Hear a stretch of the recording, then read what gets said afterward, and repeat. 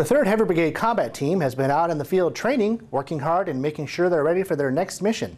Andruss caught up with them and shows us what they're up to. This is the building block of maneuver warfare. The sledgehammer big guns are at it again, training hard and preparing for combat. Today's training is Gunnery Table 12, and it's part of the training progression for the battalion, and this is a live fire at the platoon level. Each platoon today will receive about 42 targets. They're scored on how many enemy vehicles that they kill. The 2nd Battalion 69th Armor Regiment has been busy training their young tank crews and platoons how to work together and successfully conduct full-spectrum operations. It's very challenging because maneuver warfare, you now have to pick your terrain. You know, we always talk about fire and maneuver. So ultimately what we're looking for is a section or a group of soldiers to be in a covering position where they can support.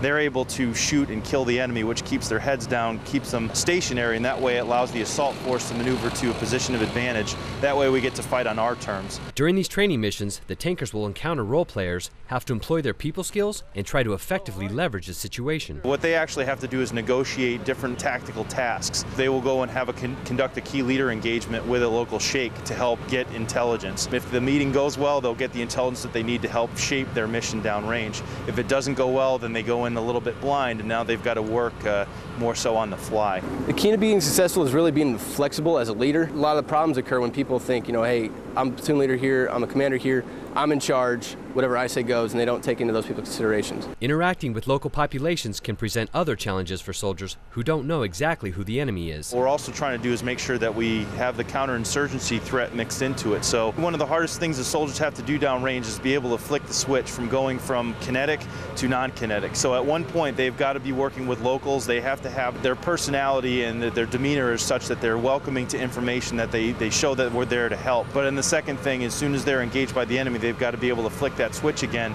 to be able to engage with lethal force. After conducting their mission and destroying enemy targets downrange, the tank crews are then engaged by and graded on how effectively they deal with the media. It presents a new challenge to the battlefield for sure, as far as what really you can divulge and the information you can tell, and there's 2nd, 3rd, 4th order effects you really got to think about when you're talking to anybody like that. The 3rd Heavy Brigade Combat Team is working hard to prepare their soldiers for whatever mission may lie ahead. It's the bottom line, we've got to be prepared for any mission, anywhere, at any time.